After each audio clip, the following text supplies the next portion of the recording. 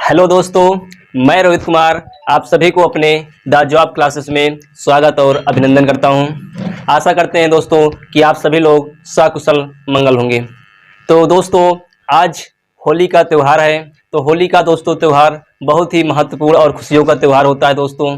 ये रंगों का त्यौहार होता है दोस्तों। तो सभी लोगों को होली की बहुत बहुत हार्दिक शुभकामनाएं। ठीक दोस्तों, तो खूब खेलिए होली। रंगों से नहीं खेलना है दोस्तों, आपको अबीरों से खेलना है, क्योंकि रंगों से नुकसान पहुंचाता है, हमें हानिकारक पहुंचाता है। ठीक दोस्तों, तो चलिए आज होली के इस पावन पर्व पे के दिन आज हम लेकर आए हैं प्रॉफिट एंड लॉस। ठीक दोस्तों, प्रॉफिट एंड लॉस का पार्ट 3 हमने पार्ट फर्स्ट और पार्ट सेकंड भी दोस्तों पढ़ाया और उसको वीडियो अपलोड भी कर दिया। अगर उसको नहीं देखे हैं तभी जाकर चैनल पे उसको देख लीजिए। उसके बाद पार्ट 3 देखिए, तभी आपको वीडियो अच्छे से समझ में आएगा। ठीक दोस्तों, चलिए पार्ट 3 हम समझते हैं।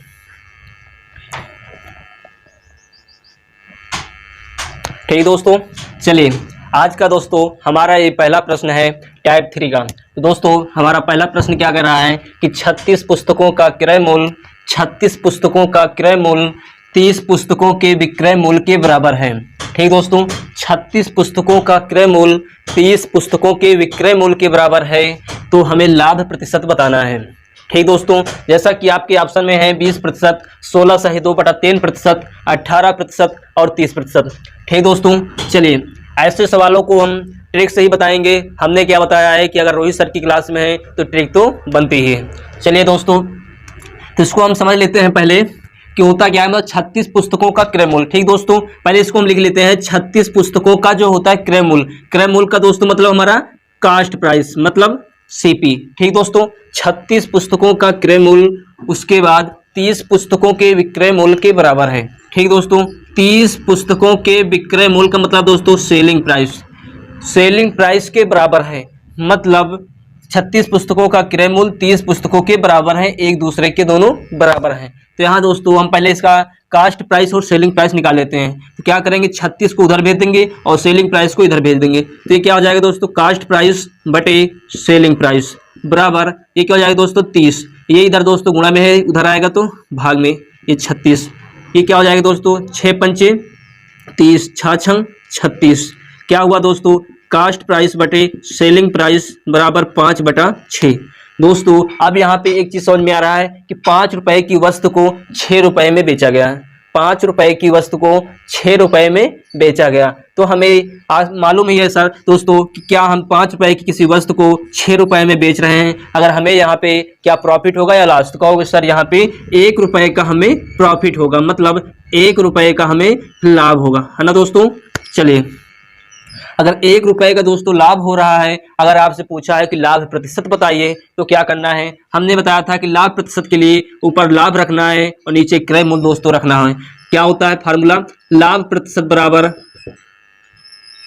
लाभ बटे क्रय मूल्य गुणे 100, ये होता है। उसके बाद लाभ कितना है दोस्तों 1 रुपए है और क्रय मूल्य कितना है दोस्तों 5 रुपए है, और प्रतिशत के लिए हम हमेशा 100 से गुणा करते हैं। 5 दूनी 10, कितना आया दोस्तों 20% आया। कितना आया 20% आया। हमारा पहला ऑप्शन सही है। ठीक दोस्तों, आशा करते हैं कि समझ में आया होगा। ठीक दोस्तों, ये तो हम आपको एकदम बेसिक तरीके से बताए हैं कि इसको कैसे समझा जाए और कैसे अच्छे से इसको लगाया जाए, क्योंकि बहुत से बच्चों का कमेंट आता है कि सर मतलब कि उतनी समय समझ में आ जाता है लेकिन बाद में उसको हम भूल जाते हैं। तो बेटा जब तक उसको अच्छे से नहीं समझोगे तब तक समझ में नहीं आएगा। अगर एक बार अच्छे से समझ गए तो दोबारा आपको प्रॉफिट एंड लॉस पढ़ने की जरूरत नहीं है। ठीक दोस्तों, चलिए ठीक मिटा दे इसको।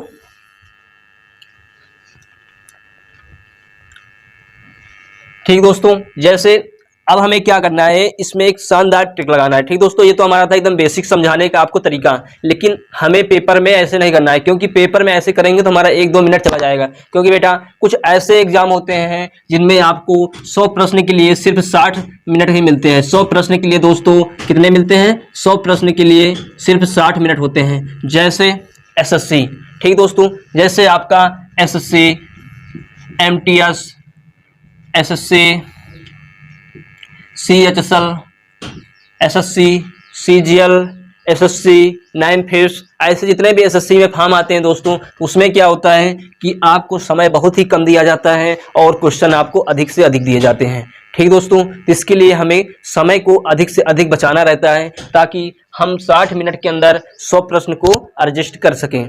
ठीक दोस्तों, तो चलिए समय को बचाने के लिए हम इसमें एक शानदार ट्रिक बताएंगे दोस्तों, उसको आपको फॉलो करना है। जैसे दोस्तों इस 36 और इस 30, दो अंक आपके हैं, एक 36 है और एक 30 है। ठीक दोस्तों, एक 36 है और एक 30 है, इन दोनों को दोस्तों माइनस कर देना है। तो कहोगे सर 6 आएगा, और बटे में दोस्तों हमें क्या रखना है, कहोगे सर क्या रखें, तो हम कहेंगे सर 30 पुस्तकों का विक्रय मूल्य। अगर आपको क्या रखना है कि नीचे पुस्तकों का विक्रय मूल्य ही रखना है, जो आपका क्रय मूल्य वाली वस्तु है उसको नहीं रखना है। जो 36 वस्तुओं का क्रय मूल्य 30 पुस्तकों के विक्रय मूल्य के बराबर है, तो हमें 30 वाली वस्तु को नीचे रखना है, क्योंकि हमने बेसिक में बताया था प्रतिशत के लिए क्या करना है, गुणे 100 करना है। हमने बेसिक में बताया था कि जब इसको बराबर में करके लाओगे तो जो आपका क्रय मूल्य निकलेगा वो आपका 30 निकलेगा। इसीलिए दोस्तों इसमें 30 पुस्तकों के विक्रय मूल्य, जो विक्रय मूल्य ही होगा उसको हम नीचे रखेंगे। ठीक दोस्तों, इतना चीज हुआ। तो 6 एकम 6, 6 पंचे 30, 5 दूनी 10, एक लाइन में आपका आंसर आ गया। कोई प्रॉब्लम इसमें? किसी भी बच्चे को अगर प्रॉब्लम हो रही है तो वो कमेंट के जरिए बता सकता है कि सर यहाँ पे हमें प्रॉब्लम हुई है, इसको फिर से समझाने का प्रयास करें। ठीक बेटा, चलिए मिटा दे इसको, अगले प्रश्न की तरफ चलें। कैसे दोस्तों, इसी पे हम एक प्रश्न को चेंज कर दे रहे हैं। 20 पुस्तकों का क्रय मूल्य, 20 पुस्तकों का क्रय मूल्य 25 पुस्तकों के विक्रय मूल्य के बराबर है। 20 पुस्तकों का क्रय मूल्य 25 पुस्तकों के विक्रय मूल्य के बराबर है। तो क्या करना है दोस्तों, हमें हानि प्रतिशत बताना है। हमें क्या बताना है, हानि प्रतिशत बताना है। ठीक दोस्तों, समझ में आया आपको कैसे करना है? देखिए इसको फिर से बेसिक समझ लें एक बार कि 20 वस्तुओं का जो कास्ट प्राइस है दोस्तों, वो हमारा 25 वस्तुओं के पुस्तकों के सेलिंग प्राइस के बराबर है। ठीक, इतना ही हुआ। उसके बाद क्या है, इसको इधर लाएंगे और इसको इधर ले जाएंगे। तो क्या हुआ दोस्तों, कास्ट प्राइस बटे सेलिंग प्राइस बटा 25 बटा 20। यहाँ पे एक चीज समझ में क्या आ रही है दोस्तों कि 25 रुपए की वस्तु को 20 रुपए में बेचा जा रहा है। ये तो हुआ 25 रुपए की वस्तु को 20 रुपए में बेचा जा रहा है। इसका मतलब क्या है दोस्तों कि यहाँ पे हमें 5 रुपए की हानि हो रही है। क्या हो रही है, 5 रुपए की हानि हो रही है। तो हानि प्रतिशत दोस्तों क्या होता है, हानि प्रतिशत क्या होता है, कहोगे सर हानि बटे क्रय मूल्य गुणे 100। ये तो होता है।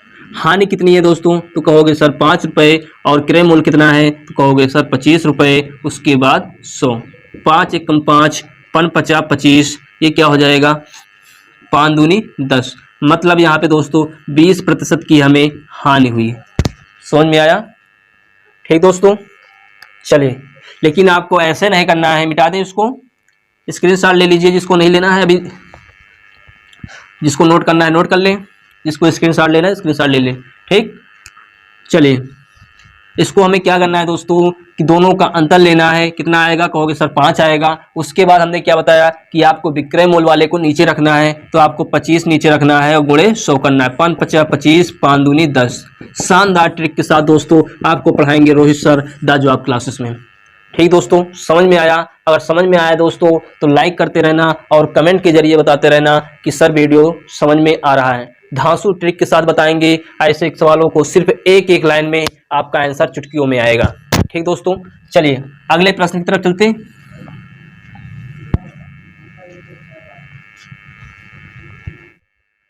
ठीक दोस्तों, ये रहा आज का हमारा तीसरा प्रश्न। तीसरा प्रश्न क्या कह रहा है दोस्तों कि एक व्यक्ति 400 आमों का विक्रय मूल्य 320 आमों के क्रय मूल्य के बराबर है। ठीक दोस्तों, एक व्यक्ति का जो 400 आमों का जो विक्रय मूल्य है वो 300 आमों के क्रय मूल्य के बराबर है। तो हानि या लाभ प्रतिशत हमें बताना है। ठीक, तो क्या करना है दोस्तों, घबराना बिल्कुल नहीं है। इसमें सिर्फ क्या था अभी तक दोस्तों कि जैसे 400 आमों का क्रय मूल्य और 320 आमों के विक्रय मूल्य के बराबर था, लेकिन अब की लैंग्वेज थोड़ा चेंज कर दिया है। उसमें पहले विक्रय मूल्य दे दिया और लास्ट में आपका विक्रय मूल्य दे दिया, लेकिन क्या हमें घबराना है? तो कहोगे नहीं सर बिल्कुल नहीं। तो क्या करेंगे, हम दोनों का अंतर ले लेंगे। दोनों का अंतर कितना आएगा, 80 आएगा। और नीचे क्या रखेंगे दोस्तों, हमने क्या बताया, विक्रय मूल्य वाले को हम नीचे रखते हैं, मतलब 400 को गुणे 100 करेंगे। ठीक दोस्तों, ये 0 से 0 आ जाएगा, फिर 8 पन 40, फिर 5 दूनी 10, मतलब दोस्तों 20% हमारा करेक्ट आंसर हो जाएगा। समझ में आया दोस्तों? अगर समझ में आया दोस्तों तो लाइक करना और कमेंट करना।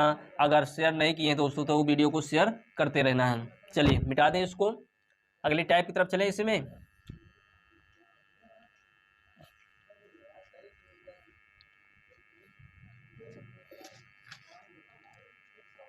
चलिए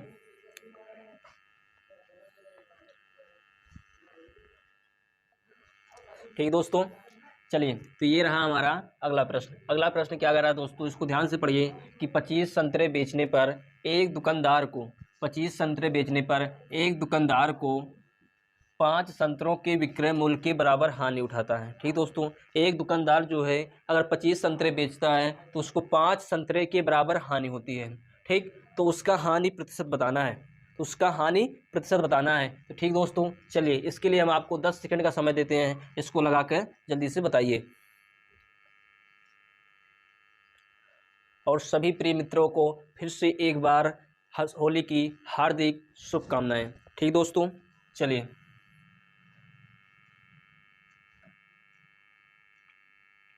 हो गया? अगर हो गया हो दोस्तों तो इसको कमेंट के जरिए ऑप्शन आंसर जरूर बताना।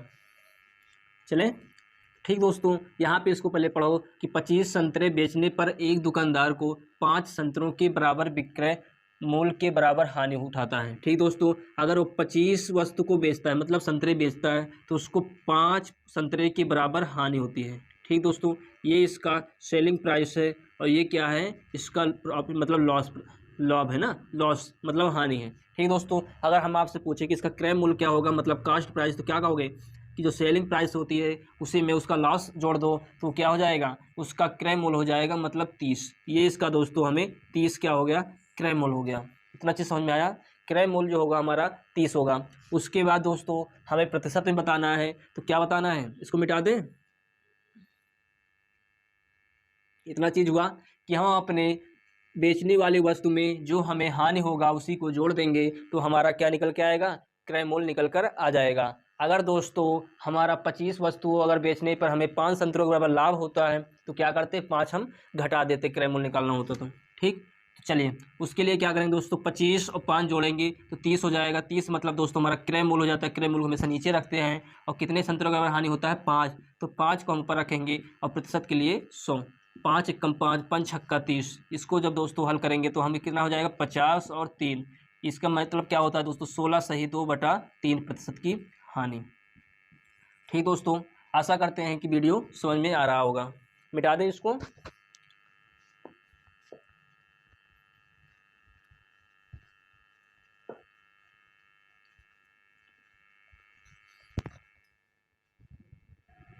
ठीक दोस्तों, चलिए ये दोस्तों रहा हमारा आज का लास्ट प्रश्न। लास्ट प्रश्न क्या कह रहा है दोस्तों कि 33 मीटर कपड़ा बेचने पर एक दुकानदार 33 मीटर कपड़ा बेचने पर एक दुकानदार 11 मीटर कपड़े के क्रय मूल्य के बराबर लाभ उठाता है। ठीक दोस्तों, अगर हम ये बोले दोस्तों कि अगर वो 33 मीटर कपड़ा को बेचता है, मतलब सेलिंग प्राइस करता है, तो दोस्तों लाभ कितना उठाता है, तो कहोगे सर कितना, 11 मीटर की बराबर उसको प्रॉफिट होता है। ठीक दोस्तों, क्या होता है, प्रॉफिट होता है। तो मतलब दोस्तों हमारा क्या हो जाएगा, ये मतलब इसको कितने में बेचा, इसको कितने में बेचा। अगर ये दोस्तों इसको कितने में बेचा, अगर ये निकालना हो तो क्या करोगे, उसके लिए दोस्तों हमें मान लेते हैं कि 33 मीटर हमने कपड़ा को खरीद के लाया था, उसके बाद 11 मीटर कपड़े के बराबर लाभ हुआ, तो मतलब हम इसको कितने में बेच दिए, 11 और 33 जोड़ देंगे तो कितना हो जाएगा, 44 हो जाएगा दोस्तों। मतलब 33 मीटर कपड़ा को हम 44 मीटर कपड़े के बराबर बेच रहे हैं, तो हमें कितना लाभ हुआ, तो कहोगे सर 11 का लाभ किस पे हुआ,